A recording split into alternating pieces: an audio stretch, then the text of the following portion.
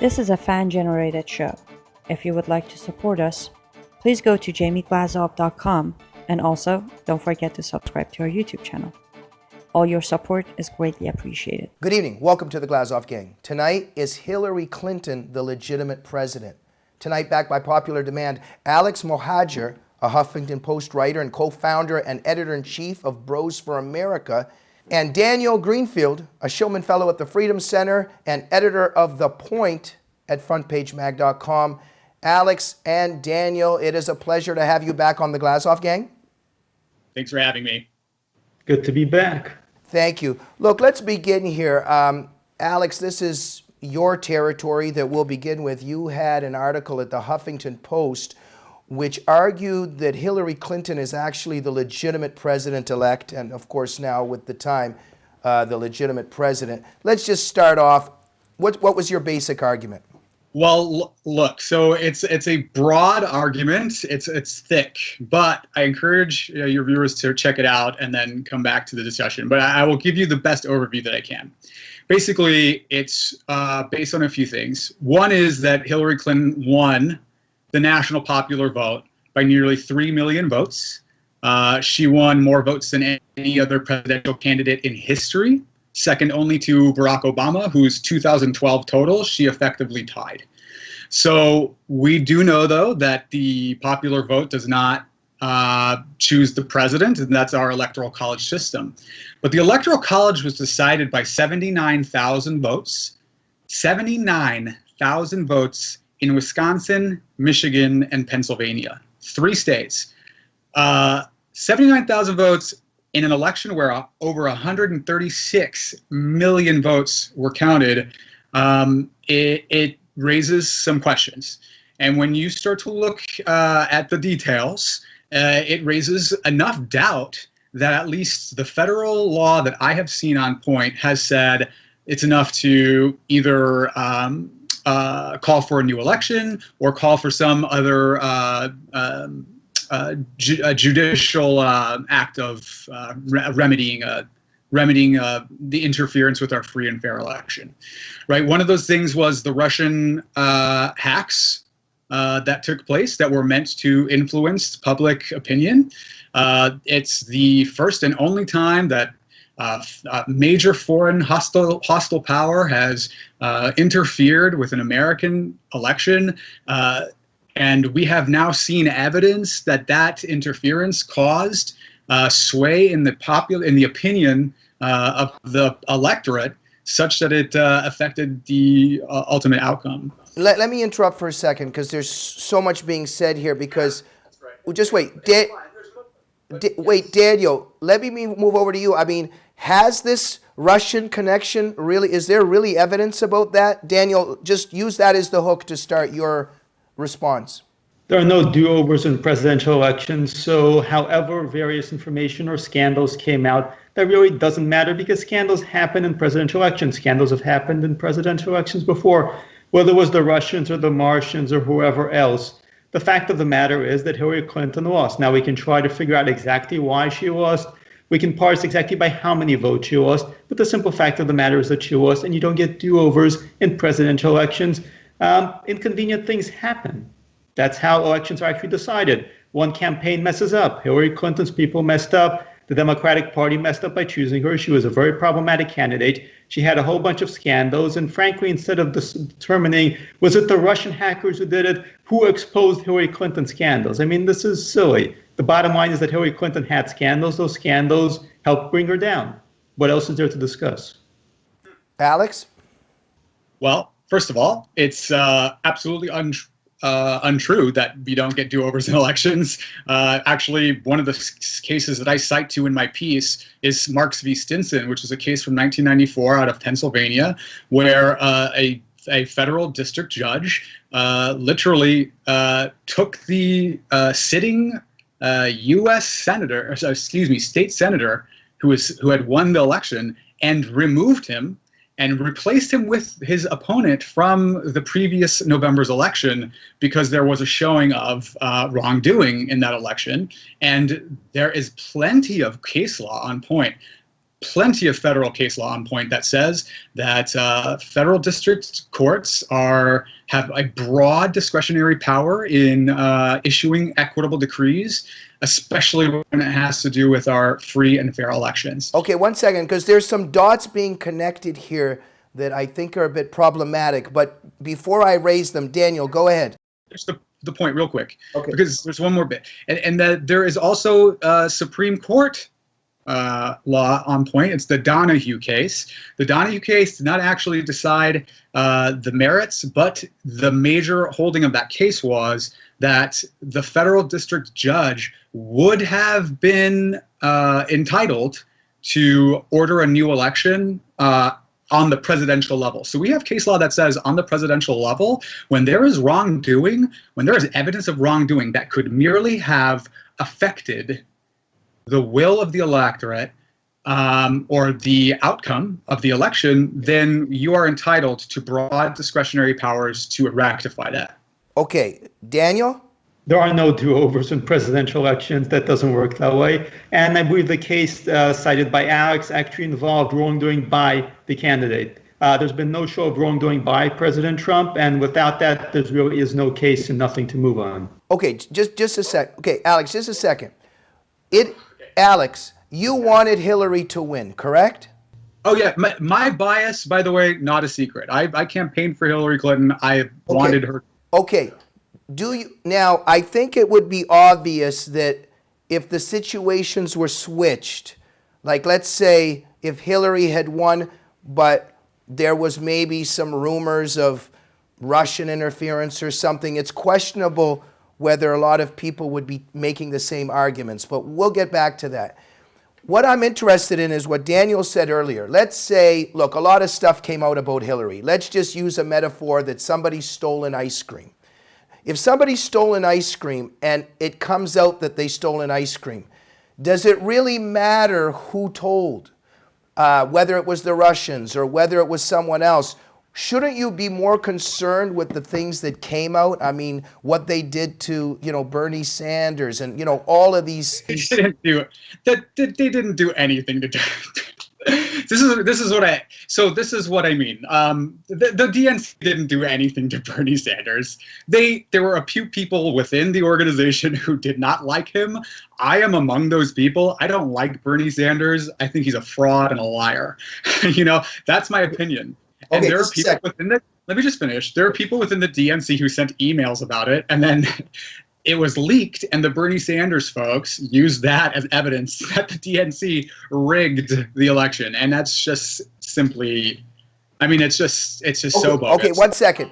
Daniel, answer what they did in terms of Bernie Sanders and then some of the things that came out about Hillary.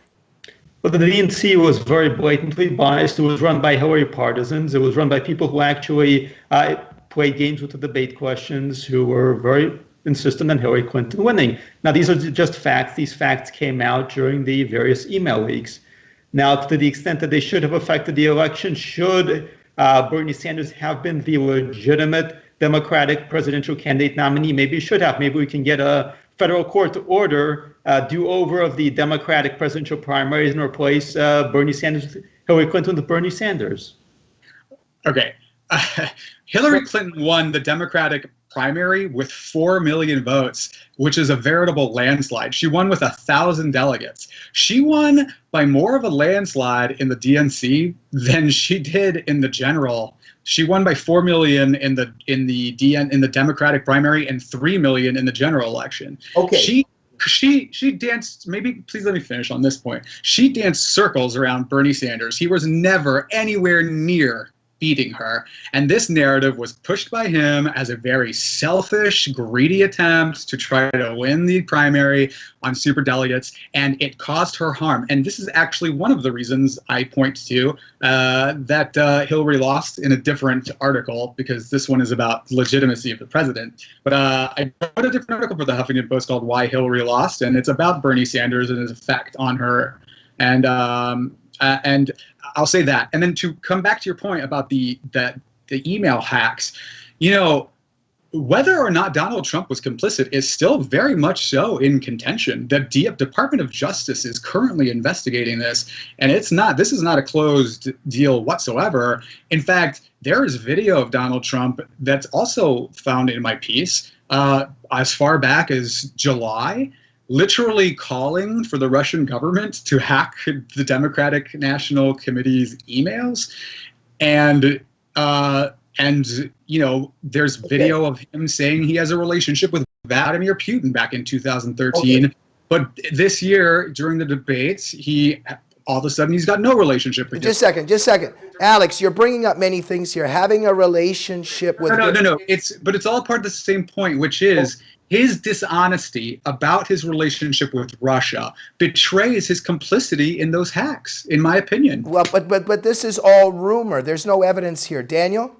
Well, first of all, Alex has argued that if there's wrongdoing, then an election should be set aside. You have wrongdoing in the Democratic primary. Should that election be set aside, maybe Bernie Sanders should get another go. As far as the whole Russian hacking thing goes, this is just a non-starter. It's always been a non-starter. The bottom line is, if you want to talk about wrongdoing, we've got Obama on the hot mic with Medvedev saying that he's going to have more flexibility after this election, and Medvedev saying, I will relate to Vladimir. So you've got this on hot mic. It's as good as evidence as anything that is being brought out against Trump.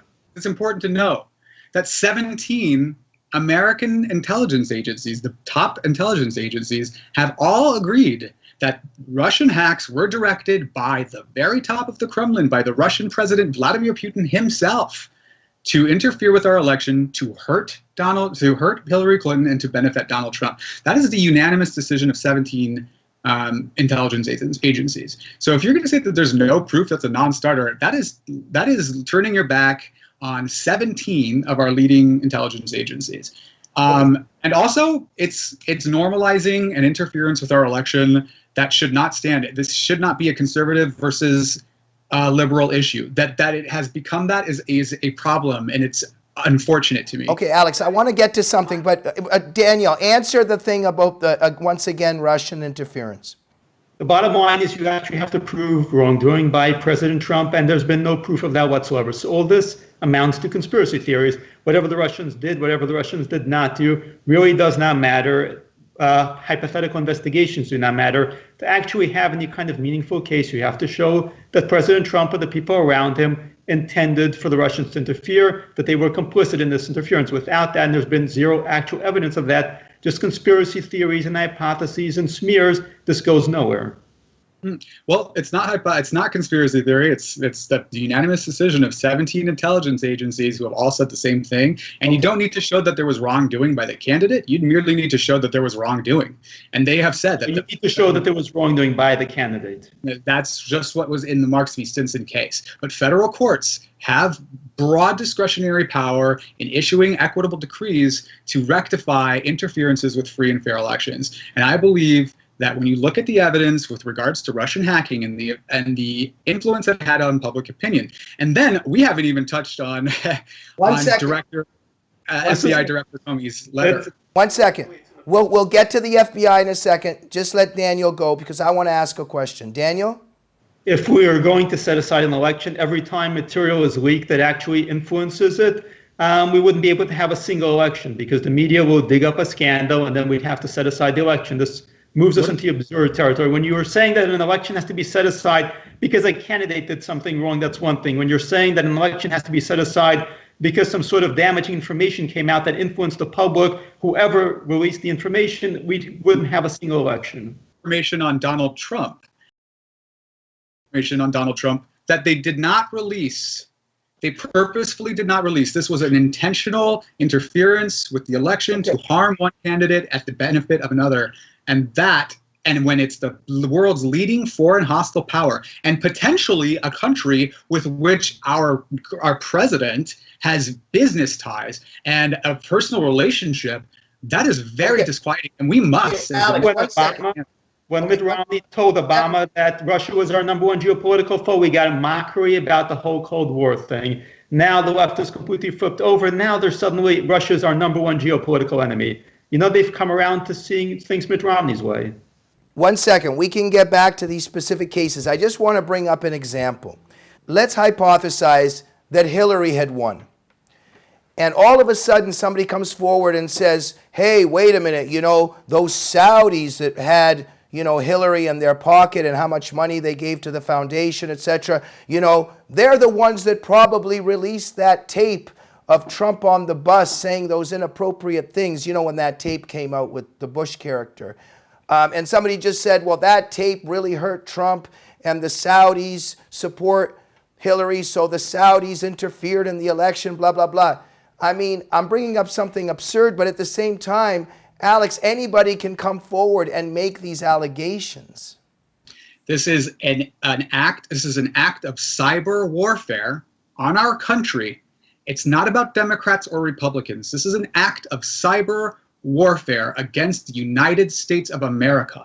That it happened against your opponent should not matter. This should not be an issue of Republican versus Democrat, conservative versus liberal. In fact, the most troubling part about this is that because our country has become so partisan and so much squawking, and I say this as a liberal who supported Hillary Clinton, I understand that I am biased, but there is so much squawking, a partisan squawking now, that Republicans would sooner side with Vladimir Putin than to acknowledge that Hillary Clinton was harmed by an act of cyber warfare against the United States. Okay. That is problematic. And I just want to finish this point. It is not just somebody leaking a story. It was them systematically releasing information to affect an election.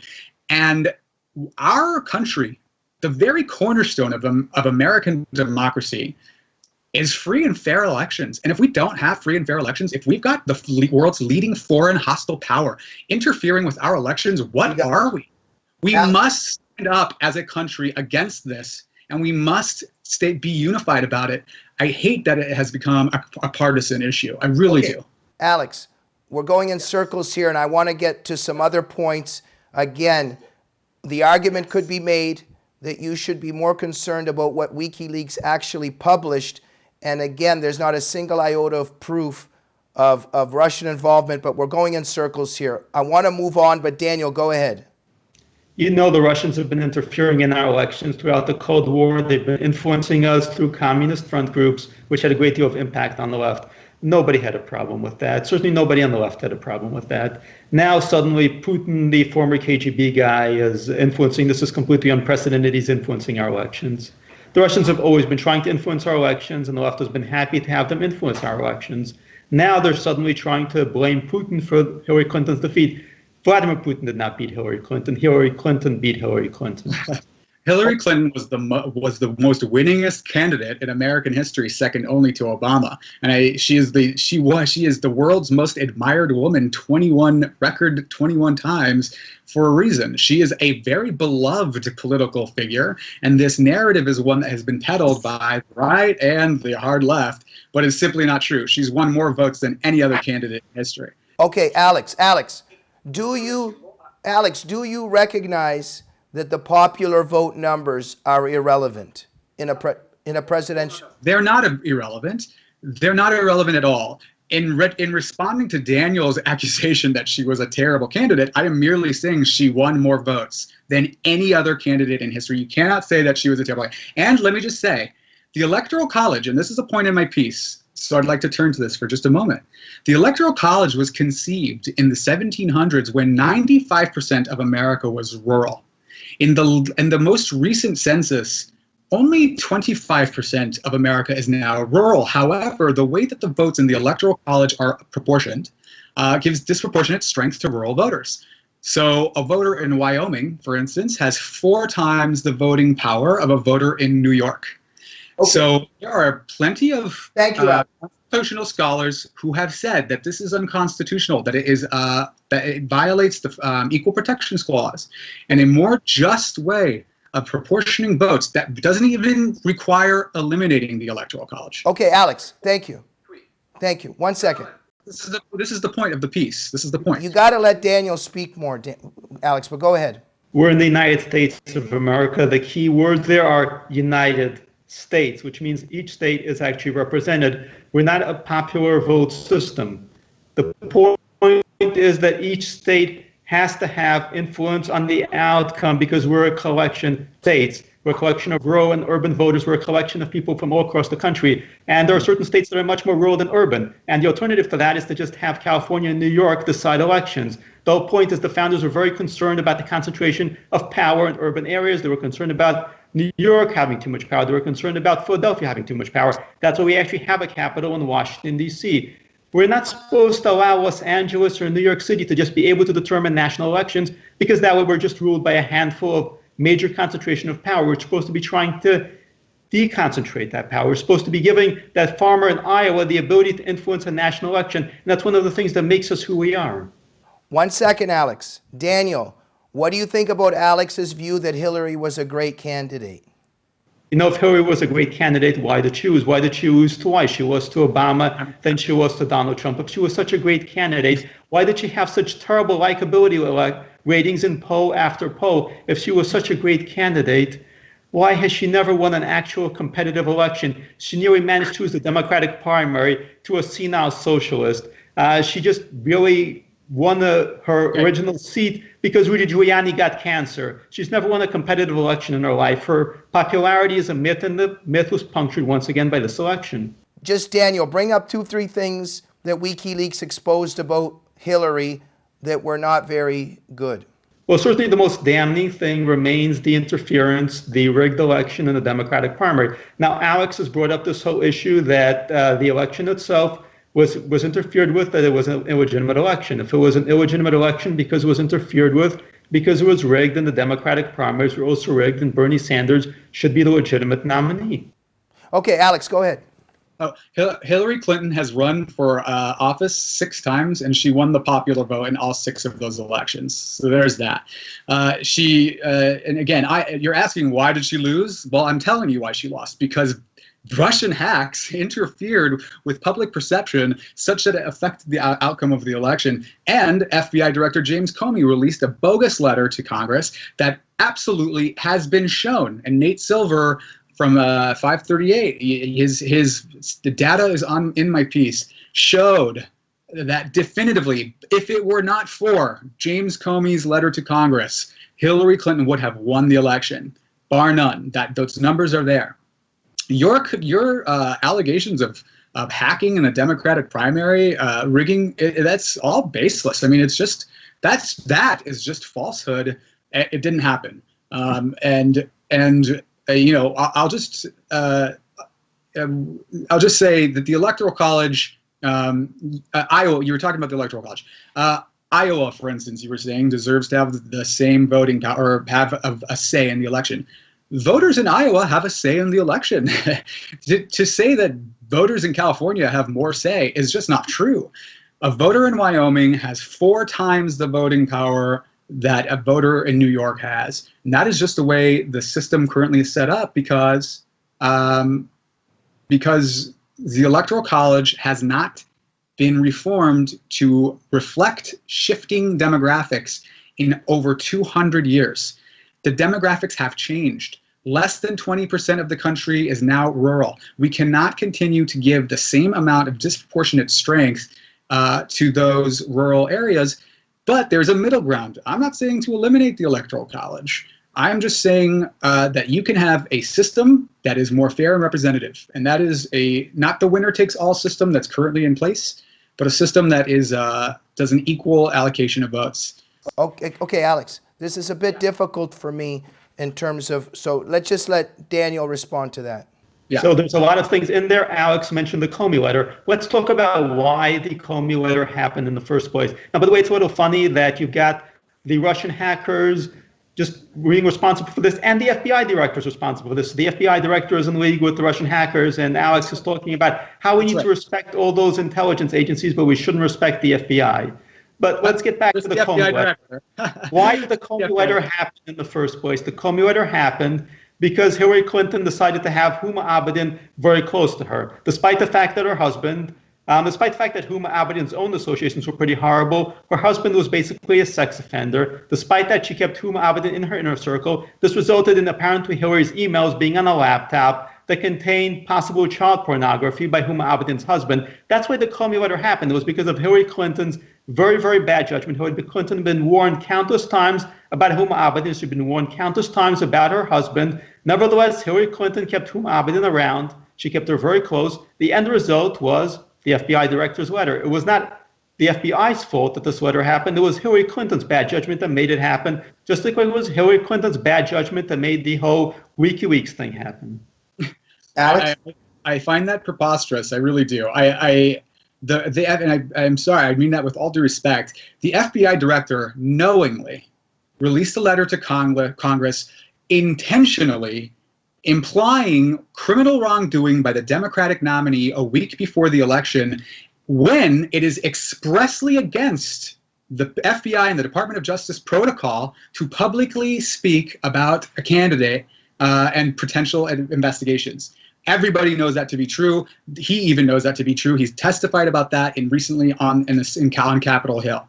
Okay, he knowingly spoke about this to impact the outcome of the election, and for that, FBI Director James Comey should be held to task. And it's not the FBI; it's the FBI Director. And whether or not he's acted in collusion with Mr. Trump or not, or with WikiLeaks, I don't know. But what I do know is that the Department of Justice is investigating this as well. They should. Okay. It is absolutely outrageous. Daniel? So we have a conspiracy involving the FBI director, apparently Vladimir Putin, a whole bunch of hackers, and who knows what else. Look, the bottom line is, why did the Comey letter happen? Part two, it happened because Comey had previously exonerated Hillary, and the Democrats are very happy with Comey when he exonerated Hillary. If he had just wanted to sabotage the election, he could have just kept the investigation going. Instead, he short-circuited the investigation. Then new evidence came out. He had to deal with the fallout of that. Now, if the Democrats specifically lied about everything, if they hadn't avoided transparency regulations, none of this would have even happened in the first place. Gentlemen, there's so much to discuss here. We only just have 2 minutes left. Please briefly, Alex, everybody leaves feeling that maybe they didn't have enough time to speak. Perhaps you'll come back. Alex, sum up your position. So what I'll say is this: my position has been controversial. It's gotten me into a lot of trouble. I would encourage people to check out my piece because it is a lot of information to take in, and I truly believe that turning our backs to the Russian interference with this election is it's normalizing an interference by the world's leading foreign hostile power, and not looking at the broad number of things that contributed. Daniel's absolutely right. It was the FBI director, and it was the Russian hacks, and a number of other things that contributed to it. It is important to look at those things because I think it is a disservice to a superb nominee and a superb, lifelong champion for people, for women and children, and there are a great deal of people who are still mourning. I am among those people who are mourning what I feel is an unjust loss and an illegitimate president. Alex, this perhaps is for another time, but I will say that I'm in ecstasy that Hillary lost because this is an Alinskyite. Her convention speech represented the Communist Party USA. Just under a minute, are you not concerned that she's an Alinskyite and basically has communist policies? I mean, all of these have failed in history. No. Okay, Daniel Greenfield? Everybody is to blame for Hillary Clinton losing the election, except for Hillary Clinton, the Russian hackers, Vladimir Putin, the FBI. Who knows what other excuses are going to come up. The bottom line is Hillary was a bad candidate. She lost because she was a bad candidate. And there's something very telling in this inability to even accept the results. The Democrats have rejected the results of 2 presidential elections. First Bush, now Trump. And this is becoming a pattern. Alex has talked about dangers to our democracy. When you have rejections of 2 presidential elections, that's a danger to our democracy. With Bush, it was the Supreme Court that stole the election. Now it's Russian hackers. There's always an excuse. There's always an excuse for denying that a democratic election took place and refusing to accept the results and trying to obstruct it as much as possible. This is actually far more dangerous than any hackers. It's far more dangerous than anything else, and it poses a serious threat to our ability to get anything done at all. I find that personally offensive, and I find it outrageous that people would normalize the Russian intervention and then say that Democrats are un-American for speaking out against it. That like we need to get our priorities adjusted here. And everybody that's interested in Alex's article, if I'm correct, and I read through it, The Legitimate President at Huffington Post. And there's the sister article to that is called Why Hillary Lost, The Great American Lie. And I am absolutely saying that there are a lot of people to blame other than Hillary. She is not to blame for the loss. Daniel, why do you think Alex is engaged in this argument?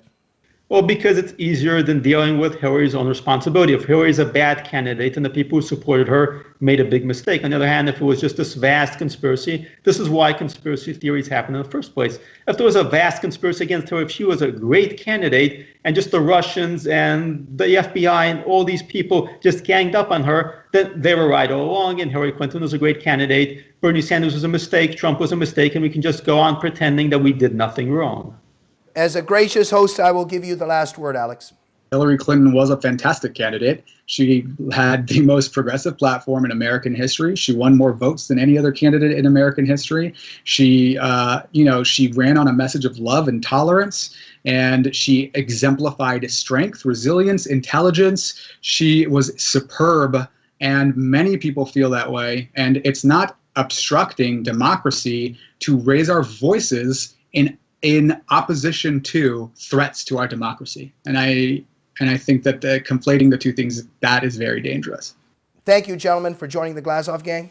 And those viewers that like this program and support what we do, please go to jamieglazov.com to support the show and make sure you are subscribed to the YouTube channel of the Glazov Gang. We'll see you next week. Good night.